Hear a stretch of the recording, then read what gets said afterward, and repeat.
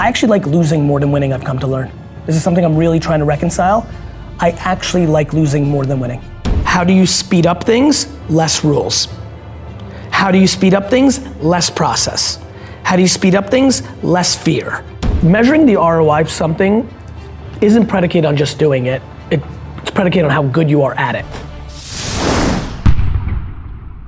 Need motivation? Watch a top 10 with Believe Nation. Top 10, I got a top 10. Got my motivation high for my top 10. Gotta learn from the wise women and men. All my life, like nah, nah, nah, nah. For my top 10, top 10, nah, nah, nah. This one's for my top 10. Hey, it's Evan Carmichael, and I make these videos because chances are you are the most ambitious person in your circle, but you know you're capable of more, and you get that push by surrounding yourself with the best. So today, let's learn from one of the best, Gary Vaynerchuk, and my take on his top 10 rules of success. Enjoy. Okay, let's kick it off with rule number 1, know yourself. My definition of success for me is to be able to do what I want to do at all times, always, and be happy about it. Having freedom is everything. Has that changed over the years? No, but I don't think I didn't realize what was going on in my youth. You know what I mean? Yeah. So, no, I wasn't, it's hard for you to really know yourself completely at this point. You'll look back and realize it was all the same shit. By articulating it takes time within yourself, and also just takes time of you actually executing on it. Back to the sub-context of what we're talking about here, one of my biggest problems right now of everybody who's trying to make positive impact is they're doing semantical work, not actual work. Right? They're jockeying for their personal reputation by what they wear or what hashtag they use, not necessarily what they're actually doing. And if they actually ask them, once they actually embrace the fact that they're being selfish, then they can become selfless. Rule number 2, have humility. If you actually make pretend nobody else lives on earth, nothing is scary. Why is the opinions of others such a heavy thing for people to overcome? I think it's humanly, this is where I think this is truly my great gift. I'm so grateful for it. I think people got caught. I think they just get caught. That everybody's in this framework of other people's opinions. It's how we're raised. How do we train ourselves to get out of it if it's something for 10, 20, 30 years, 50 years we've been living that way? The same way I trained at 38 and a half that I have no way taking care of my health. I don't like eating habits. I don't like exercising, and just pounding. Every day, everybody should. This is why I put out so much content. Maybe today's the day that I say it a different way that makes people realize their mom and their girlfriend and their boyfriend and their uncle, and definitely anonymous people on social media, and Lewis and Gary's opinions actually don't matter. Wow, the liberation to then actually do shit. And now you're doing shit full throttle because of whether you win or lose, it doesn't matter. You can't hear the cheering. This is why I'm trying to get people out of hearing the cheering. It's my newest thing in the last year or two. I'm like, wait a minute, right. Because everybody says you're so hot on Instagram that when they say you're not, you start doing plastic surgery, right? When everybody says you're such a great business person, you start keeping up that facade instead of it just makes so much sense. So to me, the biggest thing is the humility was such a factor. I didn't realize how big of a deal that was, how much that worked for me is I don't believe I'm as great as I know I am.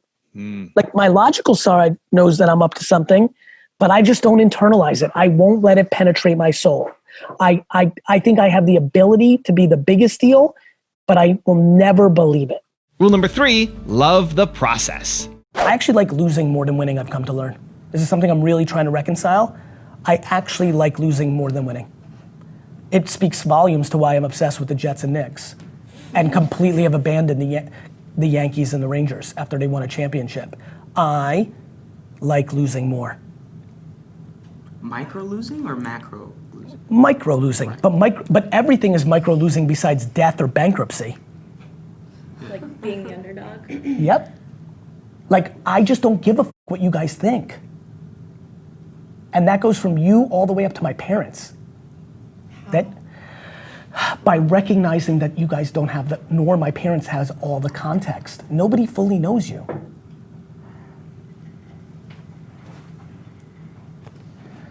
It's actually through empathy. At what age was that like? Early. Like I can't believe how now understanding a little bit more back to like being in your own cocoon, I can't believe the mentality I brought into high school. Like to navigate high school the way I did, which is like completely and utterly not affected by peer pressure in hindsight, is wild to me. That takes a level of like self-confidence at such an early age that I think I just understand so much more of what I am now really on that window, because that is such a tough spot. And that. Do you attribute that to your parents and the work from a young age, or yes. Just your parents? The DNA my parents gave me, clearly the way that my mother raised me, having to earn my keep, and then just like DNA, man, just like that voice that we all have, like I just always felt that I was better. And here's where it gets really good. But if the world showed me I wasn't, like I remember going through, this is actually interesting, I don't know if I've ever shared this. I remember vividly going through the ages of like 7 to like 16, being stunned anytime I didn't win in something. Like shocked. Like just could not believe that Rick was better at tennis, or John just beat me in one-on-one, or I wasn't the fastest in my class, or like just shocked. And you know, and I've been thinking about that lately because it sparked in me a few months ago. I'm like, wait a minute, that was weird. What was that? Because I just kind of remembered it. Like shock. I remember actually what seemed in my mind as a disappointing thing at the time, and now I look as a great thing. I remember thinking somewhere around 13, 14, 15, that I lost my expectation of always winning in everything every time. And I remember thinking like that wasn't good, but in hindsight, I think it was great, because the reality is I got into this place of complete and utter confidence, but being able to not come up with excuses if it didn't work out. Like watching people like lose and then blame the sun. Like literally, like I overheard it a couple of weeks ago somewhere. I was walking I'm on vacation. I overheard it. Like this kid lost to his cousin. It seemed to me they didn't look like brothers, and he was blaming the sun. And it took everything I had to not like roll in and be like, bro, I love you, but like you need to realize like the sun was there for him too. And I think a lot about that accountability. Like if you're coming up with excuses, like being super confident, filled with excuses when it doesn't work out is called delusion. So I feel great because I love process. Rule number 4, do the research. I think you should invest, whether it's you or the person below you, but no further than that, over 100 hours of qualitative consumption of every personal brand trying to convert on Facebook, Instagram, YouTube, to just see if there's anything you see. One of the biggest mistakes, one of the things I've never talked about that literally this might be the first time I'm talking about, this is what's good about 2 weeks vacation. You get to think like, I don't know if I'm articulating enough to people how much research I'm doing.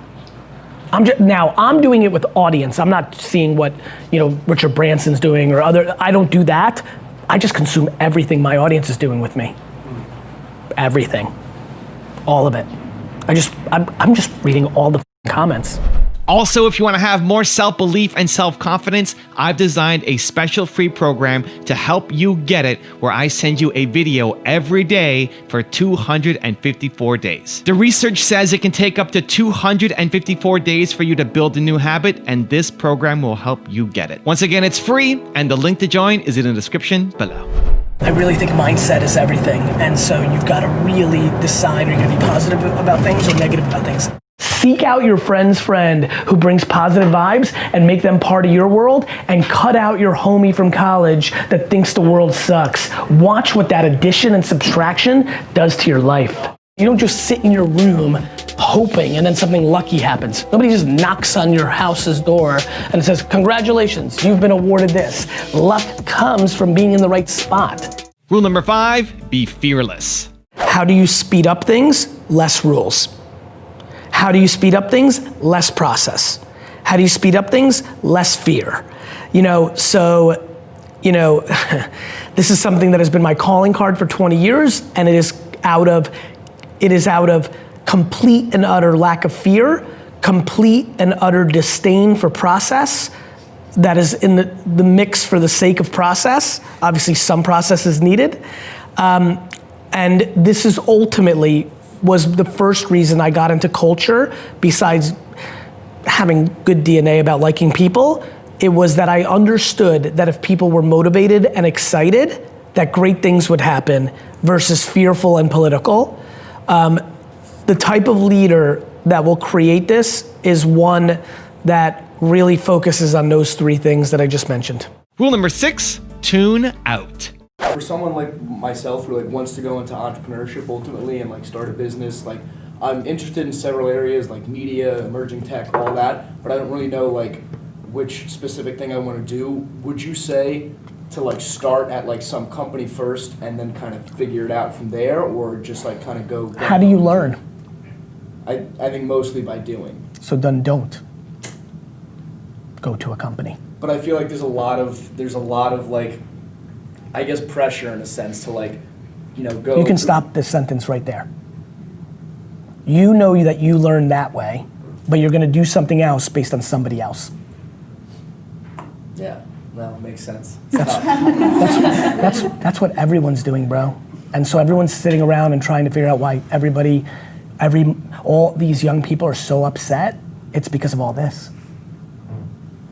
Because they were over-coddled by a generation of over-coddling parents, and they don't know how to do their own shit. And I think they can do tons of shit and believe you can do so much as long as you tune out. Are you in a place where you're comfortable to do what I lived through?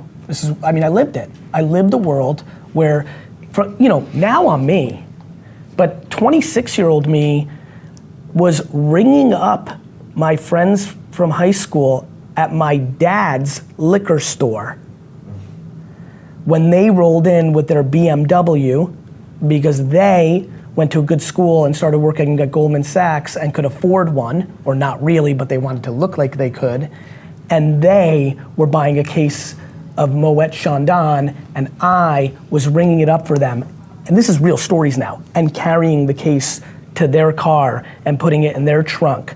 I walked in feeling fulfilled because I was happy I made a sale. They were leaving there feeling unbelievable because Gary's bringing out my case. The problem was that was just when we were 26. Now that we're 43, it's real different. I just had the internal strength to deal with that scenario. 99% of you aren't. Rule number 7, treat your business like a parent. When every entrepreneur who's listening right now knows one thing that I know, that your business is your second child, is your third child, is your fourth child. I have no idea how many children everyone has. That's the answer, because I'm treating my business like a parent. Or your spouse. Yeah, but even more like a parent, and I'll tell you why. With a spouse or a partner, that's a lateral relationship, whereas a child or a business, you're in charge of it. You're grooming it. It's almost like your garden, right? Those tomatoes are gonna come out, that's you, with the macro. I can't control Mother Nature, just like I can't control the world, but I can maximize my tomatoes this year if I do good behavior, and that's how I think about my businesses. Rule number 8, hold people accountable. How can you talk about how you foster a relationship that engages both employees and customers? Because I see this being outside of the company walls. This is the style your company has towards customers as well, seeing them as people. How do you foster that kind of leadership? By holding people accountable that have clout in doing the same. Clout means influence. Yes. And ability to change things. Yes. It is imperative that the 50 most senior people in my company have somewhere between an 80 to 99% of this in their soul as well. I can't ask them to be 100% of the same intent that I have, as much as possible. And then it is my job, back to the earlier statement of everything's your fault, when you have control, it's my job to make the tough decision when somebody no longer is allowed to be in our company when they don't embody that mission. Rule number 9, don't get caught up in entitlement. The biggest challenge I had to face was about year 6. I was creating entitlement because I was putting too much on my own shoulders. What do you mean by entitlement? I was making it too easy for everybody and people got entitled. Within the company? Yep. So you were saying, I'll take this on, I'll take this on? In the macro, I was creating so much top line revenue and everybody was getting raises like crazy. And I was creating such a great culture that I made us soft, which is wild. Because you were doing the sales and the pitching and everything yourself? I was impacting so much that 300, 400, 500 people had it too easy. And we had to do like a 35-person layoff because I just got to cut the fat. Because I didn't need to do it financially. I needed to do it to just culturally get everybody to understand, like, these people that were just like, oh, weren't good at their job. They were nice people. But if we keep carrying this will die. They weren't great at their job. They were not even close. They weren't even close. Yeah. It was nice people over everything. And that was it. If you weren't nice, you were getting fired. But if you were nice, that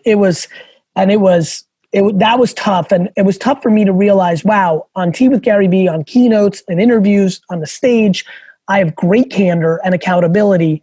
But in my own shop, I wasn't candorous enough. And I created entitlement because I love happiness and and all that. And everyone loving you. And yeah. But I went too far with it. So that was tough. That was a moment because I never got to that level with Wine Library because it was still happening there, but it was a small enough business and a family business, and it was real family, cousins and best friends, that it had a different dynamic. So I didn't see it coming. So that was interesting. And rule number 10, the last one before a very special bonus clip, is do better. Measuring the ROI of something isn't predicated on just doing it. It's predicated on how good you are at it, right? So like, this is where people get caught with this question. The everything I'm about to say, the complete variable is how good you are at the thing. That includes television. The place where everybody gets caught in television, in Instagram, in Amazon, in everything is they get something to work in their math, and then they don't realize that they can still innovate their creative to do better. Now I've got a really special bonus clip that I think you're gonna enjoy. But before that, it's time for the question of the day. I wanna know, what was your single biggest takeaway from this video and how are you gonna take action on it this week? When you schedule in what day, what time, and what place you're going to take action, you have a 91% chance of actually following through versus just a 35% chance if you just got motivated but never created a specific plan. And when you share your plan publicly and have some accountability, you increase your chances even further of actually following through. So I want to know your single biggest takeaway and your plan of action this week in the comments so I can celebrate you. So many people listening right now are 28 and are way ahead of where I was, are 32 and way ahead of where I was. Okay. So it speaks to what you can do in a decade if you got it. 25-year-old me, super pent up, to prove to the world, most likely myself though, that I'm as good as I am. I just got done with my first full year of running the company. We went from 3 to like 8.9 million in a blast. And now I'm in year 2. Now I'm really in it. 18 months fully. Obviously through college and high school, I was in the store, but now I'm the guy. Yep. And I'm a machine. 7 a.m. in the store, leave at 10 p.m. every night, 7 a.m. to 10 p.m. every night, Monday through Saturday. No going out, no girlfriend. Sunday, sleep till like noon, go to my parents' house, talk business. In the fall, watch the Jets. In the not fall, hang out with my little brother and my sister. 100% 1940s immigrant family man kind of world. Every day, 7 to 10 p.m. every day, every single day of my 25, every day. Sleep to 11 a.m. Sunday, garage sale, and go to flea markets as a side hustle on Saturday for fun or Sunday for fun because I liked it. Or watch the Jets, or go to my parents' house an hour away from my apartment at that point, 45 minutes away, to hang out and talk business to set up the next week every day. That is literally my entire life. So when people now are like, oh, I hustle, yet like I get it, but it's by their standards. It is not by immigrant and I like that people have balanced lives. I think that's great. That's just my answer to who 25-year-old me was.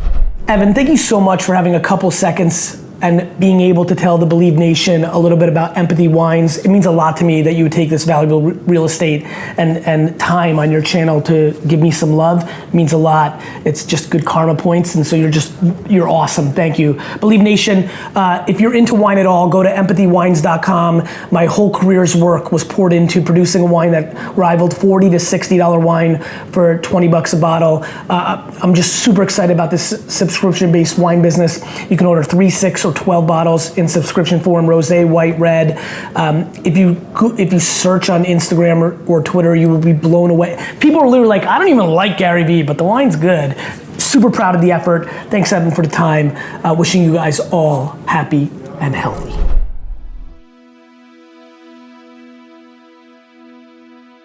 If you want to learn how to market on social media like Gary Vee, check out the video right there next to me. I think you'll enjoy it. Continue to believe, and I'll see you there.